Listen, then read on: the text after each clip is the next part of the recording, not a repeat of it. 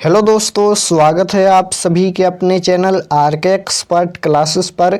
तो यदि आप भी मैट्रिक बोर्ड परीक्षा 2025 में देने वाले हैं तो आपके लिए क्लास काफ़ी महत्वपूर्ण है, क्योंकि अभी के इस क्लास में हम लोग क्लास 10th के मैथ यानी गणित के वैसे ऑब्जेक्टिव क्वेश्चन देखेंगे जो 2025 में पूछने की संभावना है। तो आप लोग से रिक्वेस्ट है कि आप लोग क्लास में अंत तक बने रहिएगा। और यह मैथ है, मैथ का कंसेप्ट ध्यान से समझिएगा, क्योंकि मैथ रटने से याद नहीं होता है, कंसेप्ट समझना बहुत ज़रूरी है। और पूरा हम सॉल्यूशन करके आंसर बताएंगे और वैसे क्वेश्चन देखेंगे जो हर साल एग्जाम में उस तरह से क्वेश्चन पूछा जाता है और 2025 के बोर्ड परीक्षा में भी 100% पूछने की संभावना है। तो आप लोग क्लास में अंत तक बने रहिएगा। और उससे पहले अगर आप लोग चैनल पर नए होंगे तो चैनल को सब्सक्राइब कर लीजिएगा, ताकि आने वाले नेक्स्ट क्लास आपके पास जरूर पहुंचे। तो चलिए बिना देर किए क्लास को स्टार्ट करते हैं। और यहाँ पर फर्स्ट क्वेश्चन देखिए क्या पूछा गया है। पहला नंबर क्वेश्चन पूछा गया है, एपी यानी समानांतर श्रेणी दिया गया है, 10,7,4 डॉट डॉट का 30वां पद क्या होगा। 30वां पद पूछा गया है कि एपी यानी समानांतर श्रेणी का 30वां पद क्या होगा।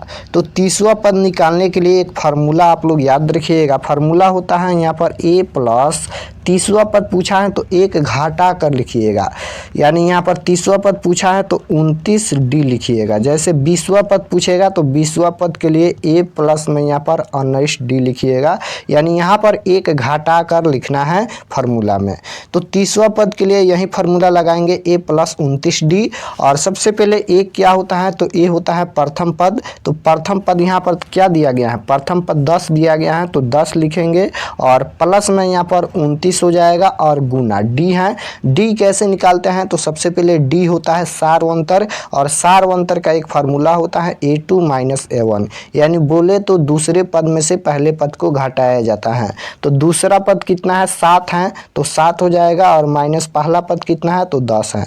7 में से 10 घटाएंगे तो -3 होगा, यानी यहाँ पर डी के जगह पर -3 रखेंगे। अब यहाँ पर 10 हो जाएगा और प्लस में यहाँ पर अभी से गुना कर लेंगे तो 9 तिरका 27 हो जाएगा, 27 के 7 और 2 हो जाएगा, यानी 3 दूना 6 और 6 और 2 8 हो जाएगा। माइनस का यहाँ पर 87 हो जाएगा। अब यहाँ पर ये 10 हो जाएगा और यहाँ पर प्लस है और यहाँ पर माइनस है, तो प्लस माइनस या माइनस प्लस हमेशा क्या होता है, माइनस होता है। तो माइनस का यहाँ पर 87 रखेंगे। अब यहाँ पर देखिए 10 में से 87 घटाएंगे तो माइनस का यहाँ पर 77 आएगा, यानी कहाँ पर दिया गया है, तो ऑप्शन नंबर बी में दिया गया है। ऑप्शन नंबर बी बिल्कुल राइट आंसर हो जाएगा। और इस तरह से क्वेश्चन 2 अंक यानी सब्जेक्टिव में भी पूछा जाता है। आई होप कि आप लोग को यह क्वेश्चन समझ में आ गया होगा। चलिए नेक्स्ट क्वेश्चन देखते हैं। 2 नंबर क्वेश्चन है कि पाई एक संख्या है। पाई कौन सी संख्या है, परिमेय संख्या या अपरिमेय संख्या या पूर्णांक संख्या या इनमें से कोई नहीं। तो ये फर्स्ट चैप्टर का क्वेश्चन पूछा गया है और फर्स्ट चैप्टर हम पढ़ा दिए हैं जो कि परिमेय वास्तविक संख्या नाम है। तो हम बताए हैं पिछले क्लास में कि पाई हमेशा अपरिमेय संख्या होता है, यानी ऑप्शन नंबर बी बिल्कुल राइट आंसर हो जाएगा। पाई कौन सी संख्या है, तो पाई अपरिमेय संख्या होता है। नेक्स्ट क्वेश्चन है, बहुपद दिया गया है x स्क्वायर माइनस 11 के शून्यक है। क्वेश्चन पूछा गया है बहुपद x स्क्वायर माइनस 11 के शून्यक क्या है। तो यहाँ पर शून्यक निकालने के लिए लास्ट में 0 करेंगे, यानी x स्क्वायर माइनस 11 और बराबर में यहाँ पर 0 कर दीजिएगा। अब देखिए x स्क्वायर है तो x स्क्वायर हो जाएगा, बराबर में माइनस का 11 है और यहाँ पर इस तरह से भेजेंगे तो यहाँ पर ये प्लस का 11 हो जाएगा। अब देखिए स्क्वायर हटता है तो ये रूट में जाता है, यानी रूट का 11 हो जाएगा। तो इसका शून्यक 2 हमेशा होता है, एक प्लस का होता है और एक माइनस का होता है। तो इसका शून्यक एक प्लस का रूट 11 होगा और एक माइनस का रूट 11 होगा। देखिए कहाँ पर दिया गया है, तो ऑप्शन नंबर डी में दिया गया है। यहाँ पर एक प्लस का रूट 11 है और एक माइनस का रूट 11 है। अब यहाँ पर बहुत स्टूडेंट बोलेंगे तो पहला में प्लस नहीं लगा है, तो आप जानते हैं कि हमेशा कोई भी संख्या में प्लस छुपा रहता है, इसलिए पहला में प्लस छुपा है। प्लस का रूट 11 है और एक माइनस का रूट 11 है। ये भी क्वेश्चन आई होप कि समझ आ गया होगा। चलिए नेक्स्ट क्वेश्चन है 4 नंबर कि दो वृत्त का क्षेत्रफल का अनुपात 4:1 है तो उसकी त्रिज्याओं का अनुपात क्या होगा। यहाँ पर देखिए दो वृत्त का क्षेत्रफल का अनुपात दिया गया है 4:1 है तो उसकी त्रिज्याओं का अनुपात क्या होगा। तो जब भी त्रिज्याओं का अनुपात पूछा जाएगा तो इसमें कुछ नहीं करना है, बस रूट लगा देना है। जो अनुपात दिया गया है उसमें रूट लगा देना है। तो रूट लगाएंगे तो यहाँ पर देखिए 4:1 है, इसमें रूट लगा दिए। अब 4 का वर्गमूल कितना होता है, तो 4 का वर्गमूल 2 होता है और 1 का वर्गमूल 1 होता है। यानी इसका आंसर आएगा 2:1 जो कि ऑप्शन नंबर सी में दिया गया है। ऑप्शन नंबर सी बिल्कुल राइट आंसर हो जाएगा। अगर यहाँ पर क्षेत्रफल का अनुपात पूछेगा तो स्क्वायर करेंगे, अगर त्रिज्या का अनुपात पूछेगा तो रूट लगाएंगे। दोनों कंसेप्ट याद रखिएगा। यहाँ पर क्वेश्चन में त्रिज्याओं का अनुपात पूछा गया है इसलिए हम रूट लगाए हैं। अगर यहाँ पर पूछ देता है कि क्षेत्रफल का अनुपात क्या होगा तो स्क्वायर कर देते हैं, यानी 4 का स्क्वायर अनुपात 1 का स्क्वायर 16:1 इसका आंसर होता अगर क्षेत्रफल का अनुपात पूछा जाता तब। लेकिन यहाँ पर त्रिज्याओं का अनुपात पूछा गया है तो रूट लगाएंगे और रूट लगाएंगे तो 4 का वर्गमूल 2 होगा, 1 का वर्गमूल 1 होगा, यानी इसका आंसर हो जाएगा 2:1। आई होप कि आप लोग को ये भी क्वेश्चन समझ आ गया होगा। नेक्स्ट क्वेश्चन है 5 नंबर कि दो परिमेय संख्याओं के बीच अधिकतम कितनी परिमेय संख्या हो सकती हैं।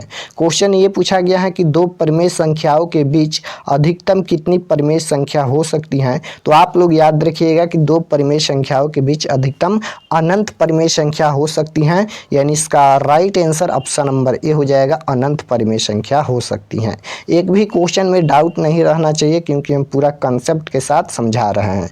6 नंबर क्वेश्चन है कि एक द्विघात बहुपद के मूलों का योगफल 2 तथा गुणनफल 15 है तो द्विघात बहुपद क्या होगा।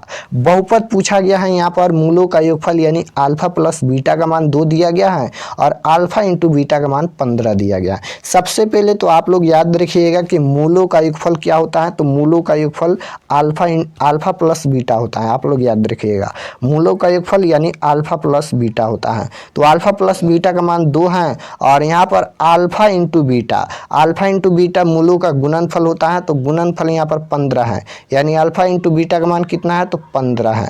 अब हमें क्या निकालना है, तो द्विघात बहुपद निकालना है। तो बहुपद का एक फार्मूला होता है एक्स स्क्वायर, फार्मूला याद होना चाहिए। बहुपद का फार्मूला होता है x square minus alpha plus beta होता है और इंटू में एक्स होता है, फिर यहाँ पर अल्फा प्लस में यहाँ पर अल्फा इंटू बीटा होता है। ये द्विघात बहुपद का फार्मूला होता है। अब एक्स स्क्वायर है तो एक्स स्क्वायर हो जाएगा माइनस अल्फा प्लस बीटा का वैल्यू 2 है तो 2 हो जाएगा और 2 में जब हम एक्स से गुना करेंगे तो यहाँ पर 2x हो जाएगा और प्लस में अल्फा इंटू बीटा का वैल्यू कितना है, तो 15 है, तो 15 लिखेंगे। यानी इसका आंसर आएगा x square minus 2x plus में यहाँ पर 15। देखिए कहाँ पर दिया गया है, ऑप्शन नंबर देखिए तो ऑप्शन नंबर ए में ही दिया गया है x square minus 2x plus 15। Option number A इसका राइट आंसर होगा। नेक्स्ट क्वेश्चन है 7 नंबर कि 8 के पावर 0 और गुना 2 के पावर 0 का वैल्यू क्या होगा। यहाँ पर पावर 0 है, ना कि यहाँ पर डिग्री है, पावर 0 है, आप लोग याद रखिएगा। और ऐसा क्वेश्चन आप लोग क्लास 9th में भी काफ़ी पढ़े होंगे। तो कैसे इसका आंसर होता है, तो अगर कोई भी संख्या पर पावर 0 होता है तो उसका मान 1 होता है। आप लोग को पता होना चाहिए, क्लास 9th में भी हम पढ़ाए हैं। तो 8 के पावर 0 है, इसका मान भी 1 होगा और गुना 2 के पावर 0 है, इसका मान भी 1 होगा। 1 में 1 से गुना करेंगे 1, इसका राइट आंसर आएगा जो कि ऑप्शन नंबर डी में दिया गया है। नेक्स्ट क्वेश्चन है यहाँ पर 8 नंबर 50 के अभाज्य गुणनखंड में 5 घातांक हैं। क्वेश्चन ये पूछा गया है कि 50 के अभाज्य गुणनखंड में 5 का घातांक कितना है। तो सबसे पहले 50 का अभाज्य गुणनखंड कर लेते हैं और देखते हैं कि 5 का घातांक कितना आता है। तो यहाँ पर ये 2 से कटाएंगे तो 25 हो जाएगा, उसके बाद यहाँ पर सीधे 5 से कटेगा तो यहाँ पर ये 5 हो जाएगा और 5 से कटाएंगे तो 1 हो जाएगा। तो 5 का घातांक पूछा गया है तो देख लीजिए कि कितना 5 है, तो 1 2 2 5 है तो इसका घातांक 2 हो जाएगा जो कि ऑप्शन नंबर बी में दिया गया है। ऑप्शन नंबर बी बिल्कुल राइट आंसर हो जाएगा। नेक्स्ट क्वेश्चन है यहाँ पर, ये त्रिकोणमिति का क्वेश्चन है, बहुत ही सिंपल क्वेश्चन है। क्वेश्चन ये पूछा गया है कि 7 साइन स्क्वायर ए प्लस 7 कॉस स्क्वायर ए, यानी 7 sine square theta plus 7 cos square theta का वैल्यू क्या होगा। तो देखिए दोनों में 7 हैं, दोनों में 7 हैं, तो 7 को हम कॉमन कर लेते हैं यानी बाहर कर लेते हैं। तो क्या बचेगा, तो बचेगा यहाँ पर साइन स्क्वायर ए बचेगा, ए यानी थीटा बोलेंगे, तो साइन स्क्वायर थीटा बचेगा और प्लस में 7 को कॉमन कर लिए हैं तो बचेगा यहाँ पर कॉस स्क्वायर ए बचेगा, कॉस स्क्वायर थीटा बचेगा। तो 7 हो जाएगा और गुना, ये फार्मूला होता है sine square theta plus cos square theta बराबर 1 होता है, फार्मूला याद होना चाहिए। तो sine square theta plus cos square theta बराबर 1 लिखेंगे और 7 गुना 1 करेंगे तो 7 इसका राइट आंसर आएगा, जो कि ऑप्शन नंबर डी में दिया गया है। आई होप कि आप लोग को ये भी क्वेश्चन आसानी से समझ आ गया है। नेक्स्ट क्वेश्चन है 10 नंबर क्वेश्चन है कि के किस मान के लिए समीकरण युग्म x माइनस 2y बराबर 3 कोमा 3x प्लस के वाई बराबर 1 का एक हल है। क्वेश्चन देखिए क्या पूछा गया है, यहाँ पर दो समीकरण दिया गया है। पहला समीकरण है x माइनस 2y बराबर 3 और दूसरा समीकरण है 3x प्लस के वाई बराबर 1 का एक हल है के किस मान के लिए। तो यहाँ पर लास्ट में लिखा गया है एक हल है, एक हल को हम लोग अद्वितीय हल भी बोलते हैं, याद रखिए। तो सबसे पहले फार्मूला लगाएंगे कि एक हल होता कब है, तो जब a1 बटा a2, जब a1 बटा a2 बराबर नहीं होता है b1 बटा b2 के, तब यहाँ पर एक हल होता है। आप लोग को फार्मूला याद होना चाहिए। तो जब a1 बटा a2 बराबर नहीं होता है b1 बटा b2 के, तब एक हल होता है। तो एक हल यहाँ पर लिखा गया है, तो यही फार्मूला का यूज करेंगे। अब देखिए a1 कौन होता है, तो a1 यहाँ पर a1 के जगह पर कुछ भी नहीं है, एक होता है तो एक लिखेंगे। उसके बाद ये b1 होता है, ये c1 होता है, ये a2 होता है, ये b2 होता है, ये c2 होता है। तो a1 के जगह पर कुछ भी नहीं है यानी एक लिखेंगे बाटा, a2 के जगह पर 3 है तो 3 लिखेंगे, बराबर नहीं होगा। b1 के जगह पर कितना है तो -2 है तो -2 लिखेंगे। उसके बाद b2 के जगह पर कितना है तो k है तो k लिखेंगे। अब देखिए यहाँ पर इसी तिरछा तिरछी गुना कर लीजिए। अब k में जब हम 1 से गुना करेंगे तो ये k हो जाएगा और बराबर नहीं होगा। उसके बाद यहाँ पर 3 में -2 से गुना करेंगे तो ये -6 हो जाएगा, यानी इसका आंसर होगा के बराबर नहीं होगा -6 के, जो कि ऑप्शन नंबर सी में दिया गया है। ऑप्शन नंबर सी बिल्कुल राइट आंसर हो जाएगा, के बराबर नहीं होगा -6 के। नेक्स्ट क्वेश्चन है समानांतर श्रेणी दिया गया है 5, 10, 15, 20 डॉट का सारवंतर क्या होगा। सारवंतर यानी बोले तो डी का वैल्यू पूछा गया है। तो अभी हम बताएं सारवंतर कैसे निकालते हैं। सारवंतर का फार्मूला होता है a2 माइनस a1, यानी दूसरे पद में से पहले पद को घटा देंगे। पहला पद 5 है, दूसरा पद 10 है, 10 में से यहाँ पर 5 घटाएंगे तो 5 इसका राइट आंसर आएगा, जो कि ऑप्शन नंबर सी में दिया गया है। ऑप्शन नंबर सी बिल्कुल राइट आंसर होगा। नेक्स्ट क्वेश्चन है बहुपद x square minus 4x plus 1 के मूलों का योगफल क्या होगा। यहाँ पर मूलों का योगफल पूछा गया है। अगर यहाँ पर मूलों का योगफल न लिखकर अल्फा प्लस बीटा दे देता है तो वही होता है, मूलों का योगफल अल्फा प्लस बीटा ही होता है। तो अल्फा प्लस बीटा का एक फार्मूला होता है -b बटा a, -b बटा a होता है अल्फा प्लस बीटा का फार्मूला। और एक और फार्मूला होता है अल्फा इंटू बीटा का, तो अल्फा इंटू बीटा का फार्मूला होता है c बटा a। अल्फा प्लस बीटा का फार्मूला -b बटा a और अल्फा इंटू बीटा का फार्मूला c बटा a होता है। तो हमें मूलों का योगफल पूछा गया है, यानी अल्फा प्लस बीटा का वैल्यू पूछा गया है। तो अल्फा प्लस बीटा का वैल्यू यहाँ पर निकाल लेते हैं। फार्मूला क्या होता है -b बटा a। तो -b के जगह पर कितना है, ये a होता है, ये b होता है, ये c होता है। -b के जगह पर यहाँ पर -4 है तो -4 लिखेंगे और यहाँ पर फार्मूला में भी माइनस है तो ये माइनस माइनस ये प्लस का 4 हो जाएगा। और a के जगह पर कितना है, x स्क्वायर है यानी कुछ भी नहीं है तो 1 लिखेंगे। तो 4 बटा 1 का मतलब 4 हो जाएगा, प्लस का 4 होगा। Option number C correct answer हो जाएगा। आई होप कि आप लोग को ये भी क्वेश्चन आसानी से समझ आ गया होगा। यहाँ पर देखिए माइनस फार्मूला में भी है और संख्या में भी माइनस है, तो माइनस माइनस प्लस होता है तो ये प्लस का 4 हो जाएगा। नेक्स्ट क्वेश्चन है निम्न में कौन परिमेय संख्या है? निम्न में कौन परिमेय संख्या है? तो परिमेय संख्या वही होगा जिसे p बटा q के रूप में लिख सकते हैं। तो सभी संख्या यहाँ पर रूट में दिया गया है, तो जिसका वर्गमूल पूर्ण रूप से निकल जाएगा वह परिमेय संख्या हो जाएगा, और जिसका वर्गमूल पूर्ण रूप से नहीं निकलेगा वह एक अपरिमेय संख्या हो जाएगा। तो पहला √5 है, √5 का वर्गमूल पूर्ण रूप से नहीं निकलेगा तो यह एक अपरिमेय संख्या है। √3 है, √3 का भी वर्गमूल पूर्ण रूप से नहीं निकलेगा, ये भी एक अपरिमेय संख्या है। √2 भी एक अपरिमेय संख्या है, लेकिन √16 का वर्गमूल 4 होता है तो ये रूट से बाहर हो जाएगा, इसे p बटा q के रूप में लिख सकते हैं। तो यह एक परिमेय संख्या है, यानी ऑप्शन नंबर डी बिल्कुल राइट आंसर होगा। नेक्स्ट क्वेश्चन है, AP दिया गया है 21, 18, 15 डॉट डॉट का कौन सा पद शून्य है? कौन सा पद शून्य यानी कौन सा पद 0 है? तो संख्या पर ध्यान दीजिएगा कि कितना घट रहा है। तो 21 में से 3 घटाएंगे तो 18 होगा, 18 में से 3 घटाएंगे तो 15 होगा, और 15 में से 3 घटाते चलेंगे। 15 में से 3 घटाएंगे 12 होगा, 12 में से 3 घटाएंगे तो कितना हो जाएगा? 9 हो जाएगा, 9 में से 3 घटाएंगे तो 6 होगा, 6 में से 3 घटाएंगे तो 3 होगा, 3 में से 3 घटाएंगे 0 हो जाएगा। तो यहाँ पर शून्य पद आ गया। आप देख लेते हैं कि कौन सा पद शून्य है यानी कौन सा पद 0 है। तो ये पहला पद, दूसरा पद, तीसरा, चौथा, पांचवा, छठा, सातवां, आठवां, यानी 8वां पद शून्य है। तो इसका राइट आंसर 8वां पद हो जाएगा, ऑप्शन नंबर डी में दिया गया है।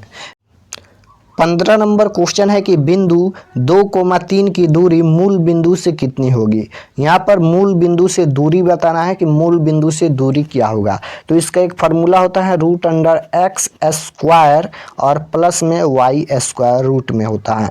तो यहाँ पर देख लीजिए, रूट में दोनों का स्क्वायर कर देंगे, जोड़ देंगे, 2 का स्क्वायर करेंगे प्लस में 3 का स्क्वायर करेंगे, 2 का स्क्वायर कितना हो जाएगा? 4 हो जाएगा, प्लस 3 का स्क्वायर 9 हो जाएगा, 9 और 4 13 हो जाएगा, रूट में 13 इसका राइट आंसर होगा, जो कि ऑप्शन नंबर सी में दिया गया है। तो आज के क्लास में हम लोग इतना क्वेश्चन रहने देते हैं क्योंकि अभी शुरुआत है। आप लोग इसे ज़रूर से ज़रूर प्रैक्टिस कीजिएगा, बार बार इसे बनाने का कोशिश कीजिएगा। और अगर आप लोग कोई भी क्वेश्चन में डाउट है तो कमेंट में ज़रूर बताना, कमेंट में बताना कि यह क्लास कैसा लगा। और चैनल पर नए होंगे चैनल को ज़रूर सब्सक्राइब करना, और ज़्यादा से ज़्यादा अपने दोस्तों के पास इस क्लास को शेयर कीजिएगा। तो मिलते हैं नेक्स्ट क्लास में, तब तक अपना स्टडी कीजिए। व्हाट्सएप ग्रुप जरूर ज्वाइन कर लीजिएगा, यहाँ पर नंबर देते हैं 82 92 92 96 27। इस पर आप लोग को व्हाट्सएप पर मैसेज करना है, बोलना है कि हमें व्हाट्सएप ग्रुप में जोड़ दीजिए। तो मिलते हैं नेक्स्ट क्लास में, तब तक अपना स्टडी कीजिए। आप सभी को धन्यवाद।